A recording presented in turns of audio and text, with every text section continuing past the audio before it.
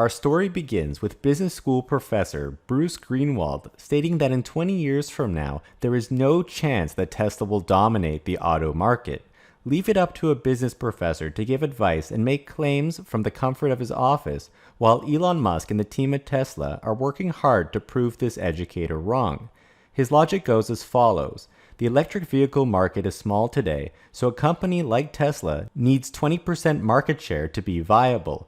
But in a mature auto market, you can be viable at 2% market share, meaning you can't keep competitors out. And he says, guess where the EV market is going? From 700,000 a year to 7 million.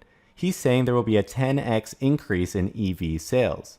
And so the interviewer follows up by saying, so that won't bode well for Tesla shareholders. And Greenwald says, exactly, in 20 years from now, you really think that Tesla will dominate the auto market? Not a chance. He says we know what the competitive market looks like, and more big companies have gone bankrupt or near bankrupt at one time or another. Well, hopefully he isn't your business school professor. Greenwald is saying that the EV market will 10x. He doesn't really give a time frame for that, but it seems that will be happening sooner than 20 years from now. And if Tesla is the leader, why is that bad for Tesla and Tesla shareholders? If anything, Tesla is the one leading the charge and causing electric vehicle sales to 10x. And we're not even counting the idea that Elon Musk has basically forced the entire industry to shift. Greenwald also says that we know what a competitive auto market looks like in the future. I can imagine Nokia and Motorola executives saying the same thing 10 years ago. Greenwald is highly confident in his ability to predict 20 years into the future, whereas the underlying automotive companies themselves have trouble predicting their own quarterly results. I think Tesla has changed the playing field, and the classic automaker habits of using unions, fixed pension plans, dealerships, 3 to 5 year build cycles, and slow progress of innovation is what has led to their bankruptcies in the past, and Greenwald is right, it will continue into the future. And you think other car makers don't have that? They don't have computers, they don't have databases, they don't have solar panels. Right. I mean, give me a break. And if you're going to have charging stations, Apple always used to try this.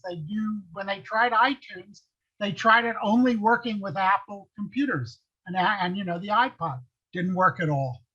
Right. So when you have charging stations, they're going to serve all the cars. So are we talking about the same Apple here? See, Greenwald has it backwards. Yes, Apple put iTunes on other operating systems as well, such as Windows, but that simply helped to expand Apple's reach. Greenwald thinks that there's no way that Tesla can keep their supercharger network closed. Eventually, it will have to open up. That may be the case, but they would have to pay a toll to Tesla. But the correct analogy is actually that Tesla vehicles can charge on their own network for the best experience, and also on any other charging network, just like how Apple's iPhones connected to iTunes on any OS, making the iPhone more desirable. It didn't benefit anybody else. So Greenwald's overall point is that he's trying really hard to make the case that Tesla won't be able to differentiate itself in the future, and competitors will eventually close the gap. But see, Tesla is constantly trying to push the boundaries of hardware, software, and even the business models themselves, which has led to an obvious differentiation and separation between Tesla and the rest of the pack. Earlier this year, when Tesla released images of the new Plaid Model S, people were shocked to find out that there were no stalks on the steering wheel. Elon Musk even made an outrageous claim that the car will change drive direction based on the context that it sees. Some people even got scared, saying this obviously won't work. Well, Tesla appears to be doubling down on this effort with a very interesting patent, a context-sensitive user interface. And I think the patent itself is just the tip of the iceberg that could lead to many possibilities. It makes me excited to believe that Tesla is on the right track to innovate for many years into the future. Tesla already implements context-aware features into their system. For example, the patent describes turning the vehicle lights on, which will update the image of the vehicle on screen when its lights are on, or even rendering objects around the vehicle that the camera sees, such as showing a 3D model of a truck on screen when there's a truck in real life. Even the ability to display on screen certain information on the driver's side or on the passenger side of the vehicle, whichever is closer and more convenient. The data from the vehicle's cameras and other sensors can be detected and used to make smarter decisions. Tesla then takes this a step further by citing the use of face detection to direct heating or air conditioning airflow more accurately at the passengers. Now, one thing that was noticed was that some of the figures in this patent show that it says 610 miles as the range of the vehicle. Tesla has said the tri-motor Cybertruck has 500 plus miles of range, which would include 610 miles. That's more than 500. But I think these patent diagrams are usually pieced together in an image editor and may not be a direct screenshot of something Tesla had completely ready-made when they filed the patent. Patents are usually kept secret for a year and a half after filing, and we're now just seeing this patent become published, but it was likely filed a year and a half ago. That said, the Cybertruck will contain Tesla's high-nickel cathode 4680 battery cells. Given the range boost we've seen with the Model S Plaid Plus, Tesla seems to have some leeway with how much range the highest-end Cybertruck will have, especially to help increase towing range. Speaking of which, according to the patent, Tesla will have a context-aware attach button which will appear when a trailer is detected by the back cameras in order to connect to it. We haven't seen much about Tesla's Cybertrailer, but the one in the patent looks very much like it's undergone some sort of effort to make it more aerodynamic.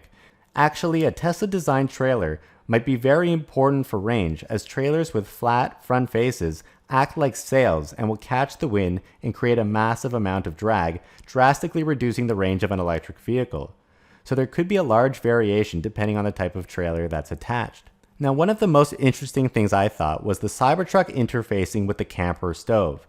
Tesla has shown this off before, but it looks like when the stove accessory is paired or active, controls for the stove will appear on the Cybertruck screen, or verbal commands can be issued to wirelessly control accessories from the Cybertruck.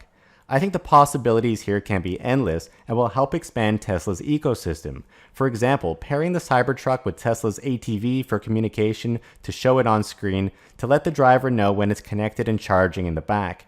It would be interesting if Tesla opened their interface up to third-party developers or accessory makers, or at least work closely with them to ensure security. But I think that this could be very powerful, similar to how Apple has a massive developer following, which creates more apps, draws in more customers who end up spending more money, and in turn make it worthwhile for more developers to join, and thus solidifying Apple's community and dominant position, which benefits both developers and consumers. Tesla can do something similar, and they do show a screenshot with the app's heading in this patent, so it seems like it makes perfect sense for Tesla, and I think that their software will evolve and become more open when the time is right. I think the idea of context awareness is very interesting, and this patent is a stepping stone for something much larger in the future. Tesla is already applying its machine learning expertise mentioned in the patent to help with recognition and in making intelligent decisions. I think the overall goal is to deliver exceptional customer service in the form of convenience and simplicity for the owner. Eventually, through iteration, the car will perfect a vast array of new features. For example, I think Tesla is planning to interface with the infrastructure to determine when a vehicle is in a boring tunnel and switch to an autonomous high-speed mode. Tesla appears to also be on the path of turning the vehicle into a sort of Amazon Echo device to give it commands and receive relevant information that the passengers may want to know. Google, on the other hand, owns this company called Waze, which crowdsources driving information through phones and notifies other drivers. I think Tesla can have their cameras automatically detect construction, for example, and send that to Tesla's servers in order to automatically reroute Tesla's vehicle traffic to less congested areas. The possibilities are really endless, and if Tesla has this vertically integrated approach where they control the sensors, the actuators, and everything in between, they can get a head start on training machine learning models and quickly add new features to highly differentiate themselves. I think vehicle software will eventually become the primary differentiator.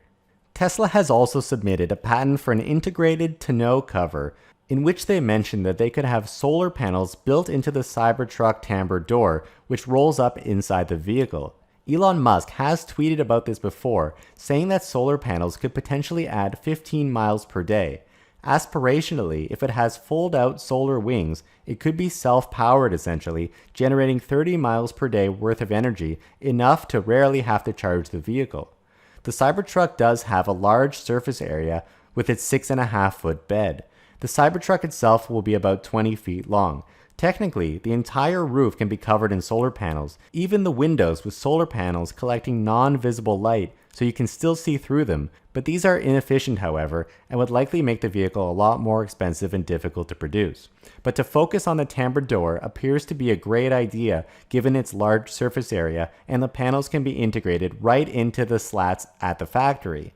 Tesla already makes its own solar tiles for the solar glass roof at its Buffalo Gigafactory in New York. The challenge with the solar roof is making a one-size-fits-all solution for a very large and varying array of different types of roofs.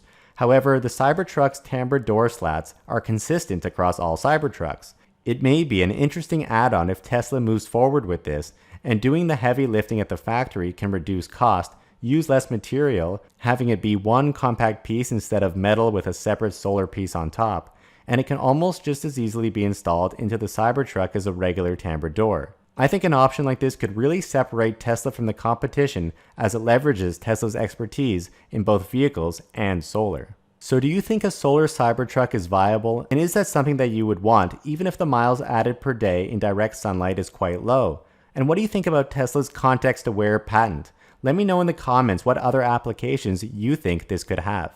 Please hit the like button and subscribe for more Tesla content. That really means a lot to us. And a special thanks to all of our patrons that help to support our channel. Your support helps us to continue to make great content. Thank you guys so much for watching.